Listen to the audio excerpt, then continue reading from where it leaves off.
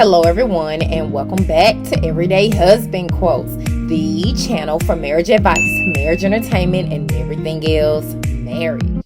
Hey guys, and welcome back to the channel. I want to tell people, and so I want to see if we can get a couple more people on first before we get started.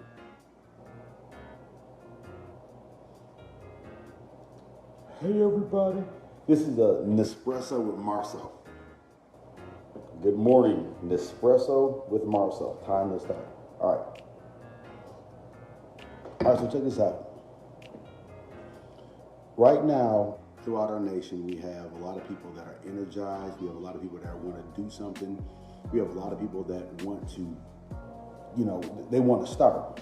And so I get a lot of calls all the time anyway. But I'm getting a lot of calls talking about, hey man, I just want to sit down, I want to pick your brain a little bit. I want to talk to you about starting. I got a great idea, I got this, I got that, right? And for the new entrepreneur, it's almost unanimous where they ask the same first question. What is step one? What's step one? I got it. I want to do just over broke. I want to leave a legacy for my kids. I want to do all of this stuff. But what is step one in a practical sense? Now, sometimes I've heard before that success is about, I think they said 20% mechanics and 80% physiological. So it's really about your mindset. And I agree with that. I agree with that wholeheartedly. But we can't forget that 20% because a lot of times that 20% is what gets us out the gates, okay? So we got a lot of energy, we got a lot of stuff going on, but we really need substance right now. So to answer that question, what's the first step? And unfortunately, because success means something different for everyone else, what I've learned is, and one of the things that I think I'm good at is that I can help people see the picture. Right? Normally when I share this analogy, people are like, oh, I never thought about it like that. And they can see the picture, right? So, because success is different for everybody, one of the most critical things you can do in success, and when you're trying to communicate this success, is take an area of your life that you're successful in, that you take for granted, deconstruct it, and then apply those same principles to another area, okay? Let me give you an example. If someone said, hey man, can you take me to my house? What would be the first question you ask? Most people would say, where do you live? If someone said, hey man, can you go to my house? Most people would say, where do you live? If they replied, oh man, I just got a big kitchen and 3 bedrooms, man. I got a dope den. I get that. Now you're describing me your house. Where is it? Oh man, it's a big house. It's on the west side. It's it's like a brown roof. We got a couple trees. Brother, man, I can take you to your house. That's not a problem. I want to help you. But before I get started, I need a clear address. I need an exact location of how I define success in this endeavor. See what an address does is separate your house from every other building in the world. When I say 4206 Oakwood Avenue, Huntsville, Alabama, that's really close. But when I say Suite 102, now we're right here. We understand exactly where that's at. And so when people say begin with the end in mind, that sounds good. On a more practical level, what needs to happen is you need to put an address in your GPS. You need to say, this clearly defines success for me. This is where it's at, okay? Now, believe it or not, that's the hard part. The small person, every small business, when you first start a business, you know what your goal is? $1 million. Always. Millionaires, once I pass the meal ticket, once I pass $1 million, I'm successful. That's how I define success in a business, right? Is that gross or net? Is that before taxes, after taxes? Is that EBITDA? Now we're starting to get into the specifics of it, because remember, we're not just getting to success. We also have to drive a vehicle. That's the mechanics. All right? 80% of the getting to where you want to go is having direction, having an energy, not being sleepy, being focused, desire to be there.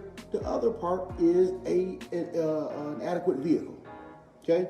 So, but to backtrack for 1 second, if you're going to, you have to clearly define success before you know what vehicle to ride in.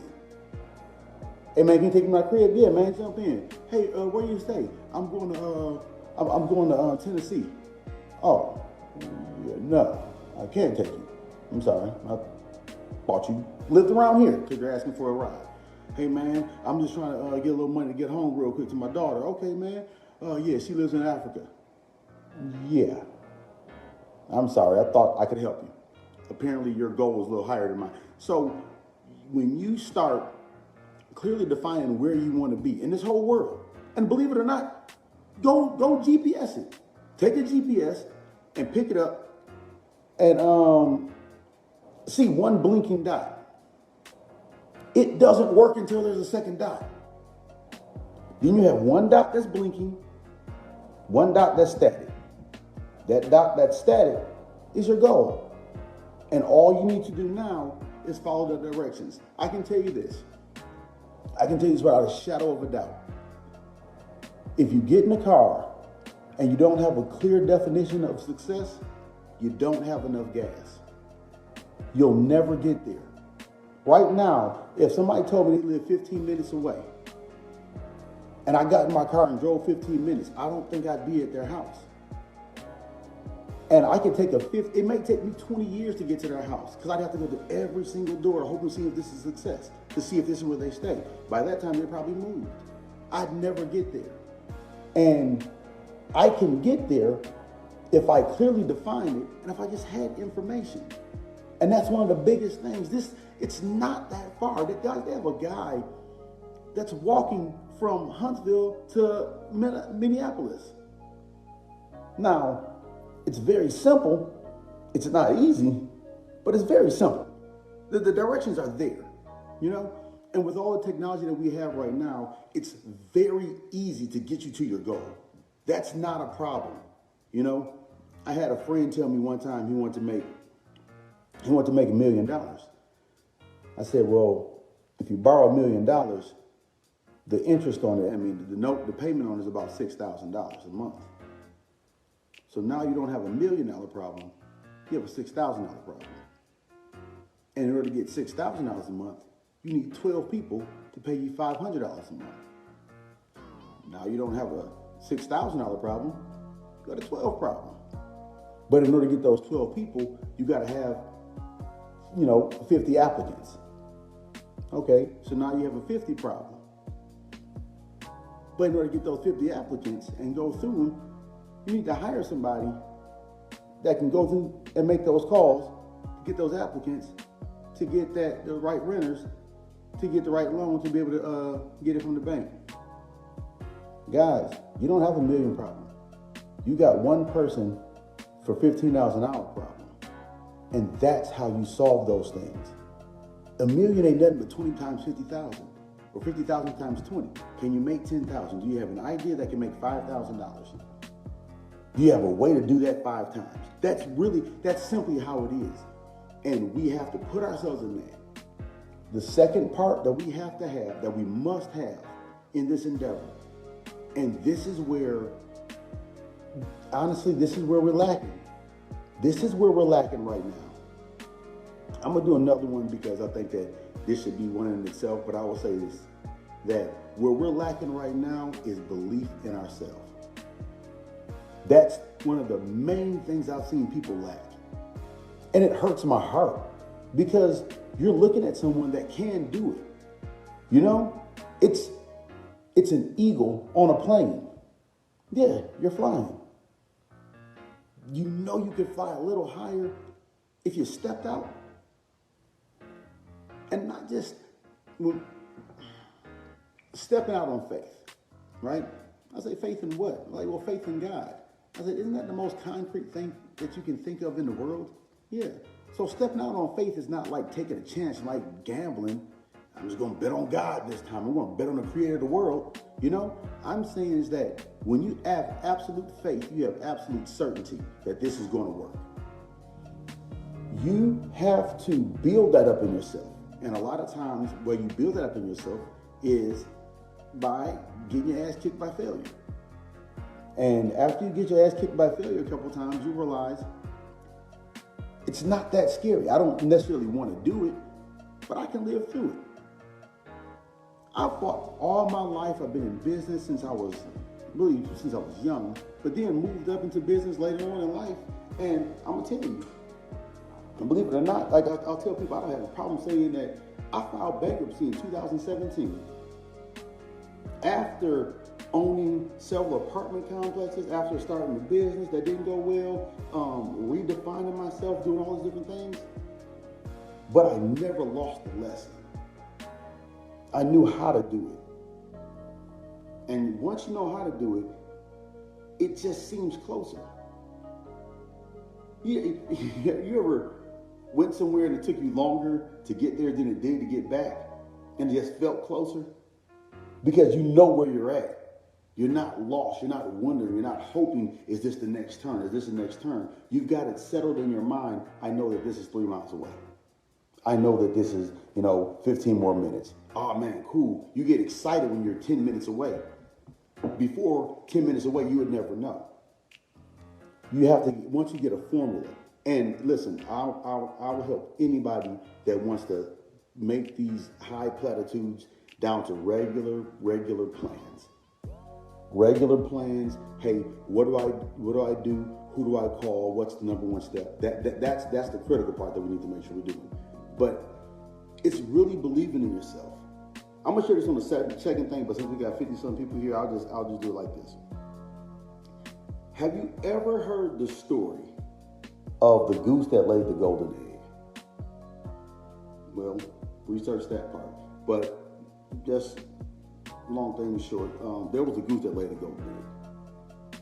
My question to anyone is, if you could choose between the golden egg and the goose, what would you choose? Let's say the golden egg represented money, right? And the goose represented the capacity to produce money. Which one do you think is more valuable? Most people, I'm not going to just talk percentages, but damn near 99% of people say, I'll choose the goose, right? Because in that, we understand that the capacity to produce money is worth more than the actual money, right? That's basic understanding. And so everybody chooses the goose in that scenario. But you know what? They don't choose the goose in their own lives. Because when you look at that scenario and you step back and you ask yourself, am I a pile of money or I am something that can make the money? More than likely, you're a living organism that has the capacity to produce money. Okay? Now, here's the thing. You understand, starting off, if by just math, if you have money and you have the capacity to produce money, and everyone's saying that the capacity to produce money is worth more than the money, then by clear definition, you don't need money to be wealthy. You don't need money to be wealthy. You have to have something that's worth money, something that can produce money to be wealthy. Okay? Follow me. If you have something that can produce money, it's worth more than the money. If you are not the pile of money, but you are the thing that can produce money, you never get rich. You gotta start rich.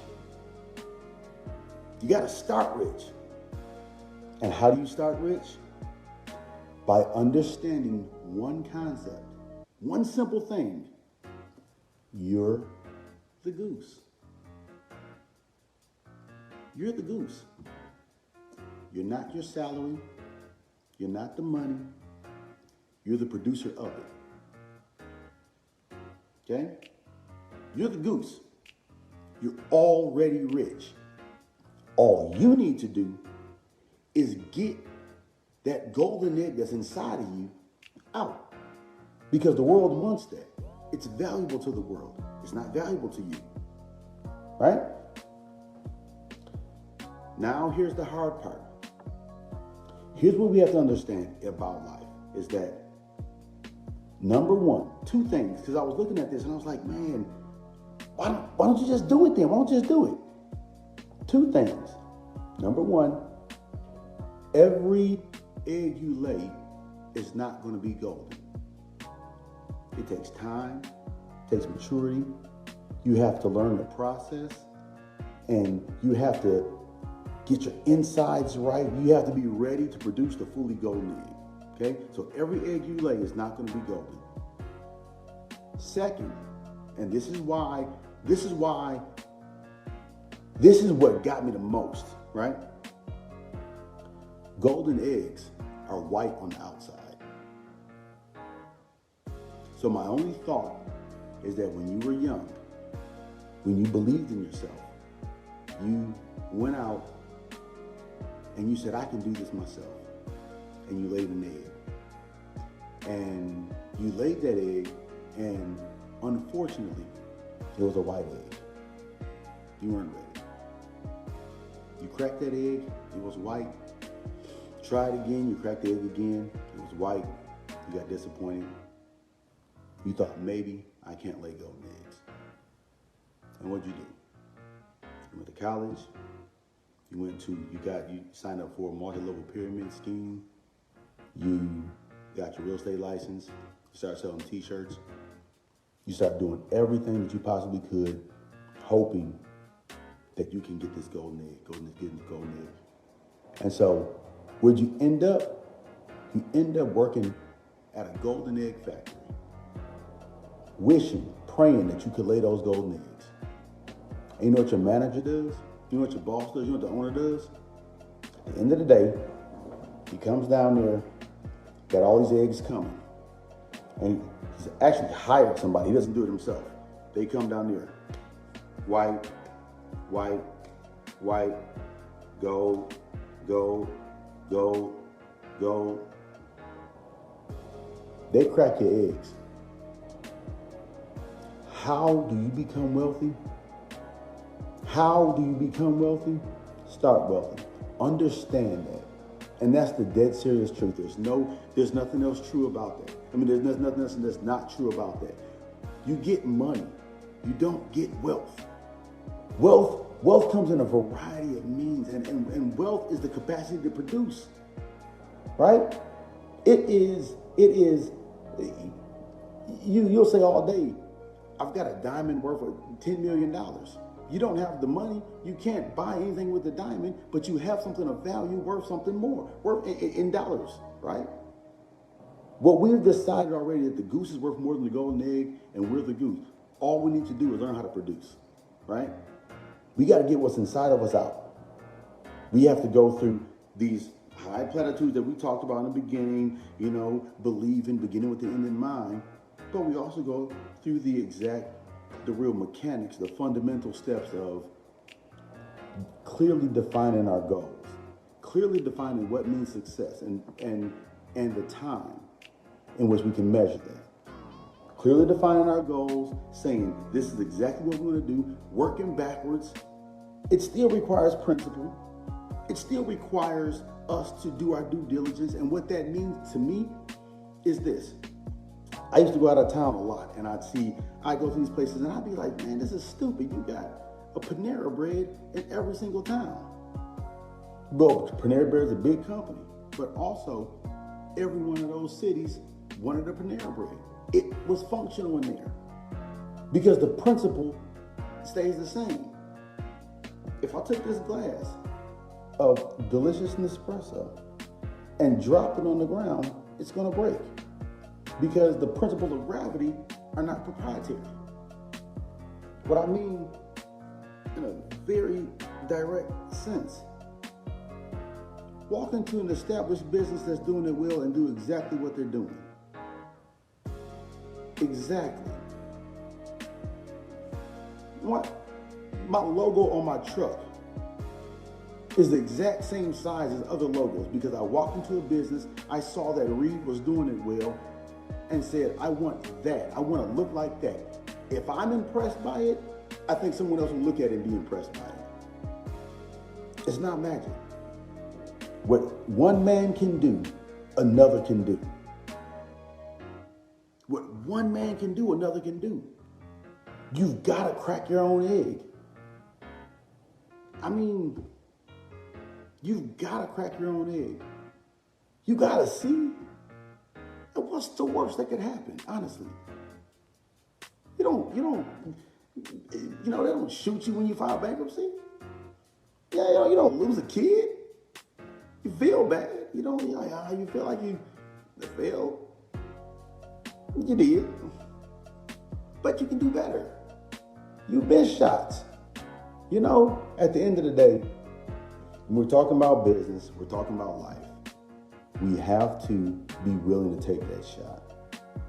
We can't go looking at our kids saying you can do this when deep in your heart you know you can't. Lose some money. It's okay. Make it hard on yourself.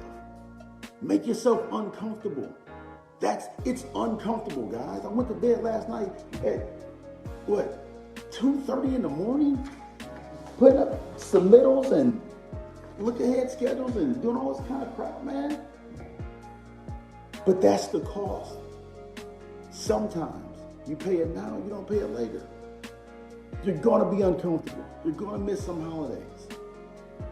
You have to be willing to go to where you said you want to be. To drive through the night while everyone else is asleep. You got to be able to do that. You got to be willing to do that. But you got to know and have absolute certainty that I'm already wealthy and what I have inside of me is worth a lot. I'll trade you an idea for money. I'll trade you a portion of my time for the wealth that it can add to you.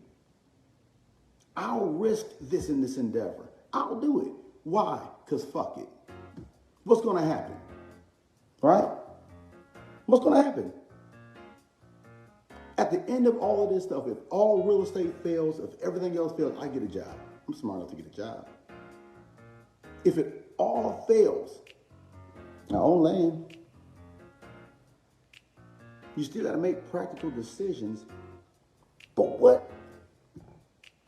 There's a song that I'm telling you, profound. It says, in a nutshell, here's an attractive girl the guy's looking at. And he says, she bad, so maybe she won't. Then again, maybe she will. Take the last shot. Take the shot. Make the shot. Maybe you won't.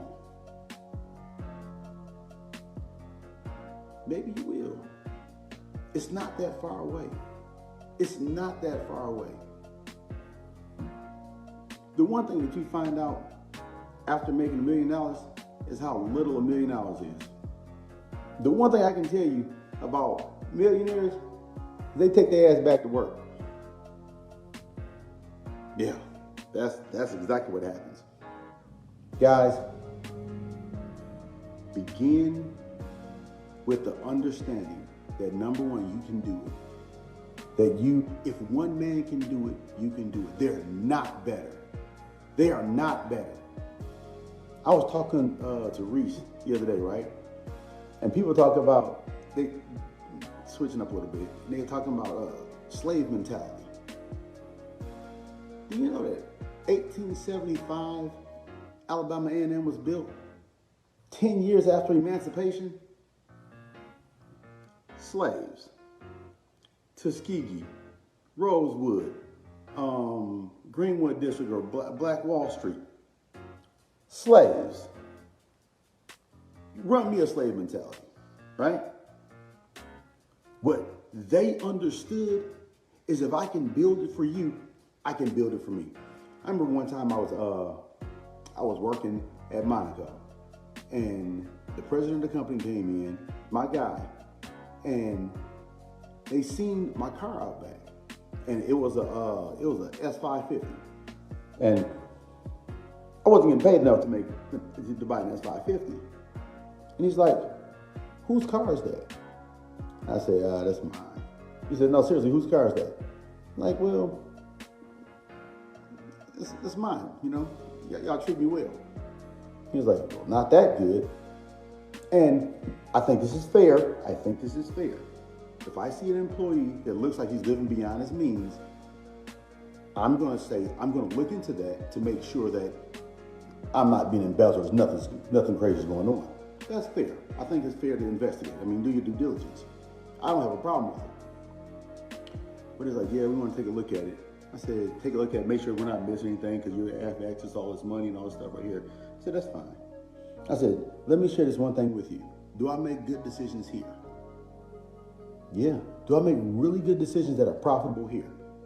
Yeah, you do. I don't go home and forget how to make good decisions.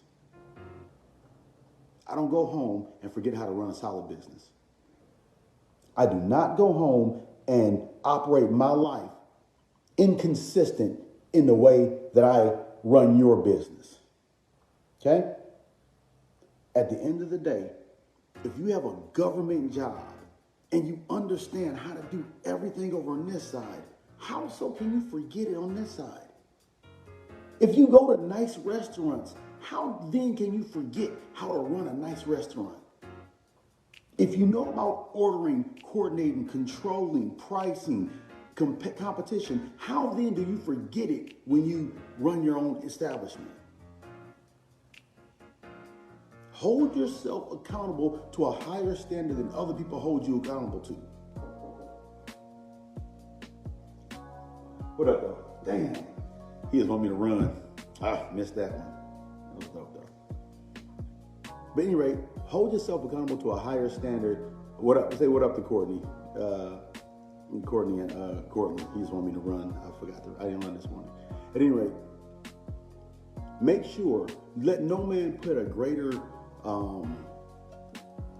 demand on your life than you put on yourself. You know? And raise that demand. Be okay with telling yourself, hey, you didn't do it. Hey, man, you messed up. Bro, you got to do better. Look yourself in the mirror. Look yourself in the mirror and say, I know you got it in you. I know your thoughts. I was there for you when no one else believed in you. I was there for you. I loved you when you didn't love yourself. You give me what you owe me. You give me what you owe me because I know you got it. I know when you're doing your best and I know when you're not. See, I know you better than you know yourself. I can see you. Tell yourself that in the mirror. Demand of yourself what you demand of others. If you wouldn't accept it for somebody else, don't accept it from you. If you wouldn't let somebody sit around here and take your money and keep it and just not feel like giving it to you so they didn't give it to you, if they had some of your money, if they had your wealth inside their pocket and they just kept it and wouldn't give it to you, don't allow you to keep it from you. You demand of yourself the same thing you demand of someone else that had your potential. Don't let yourself get away with stuff that you wouldn't let yourself get away with. Hold yourself accountable. Run your race. Know one thing before you start. You never become wealthy. You must start wealthy. You start off wealthy by understanding that you're the producer, not the produced. You're the goose, not the golden egg. Treat this thing like GPS. Make sure that you put an exact address and have an exact definition for success. From there, you'll find out that it's much easier and you're a lot better than you think you are. All right? That's all I got. Peace.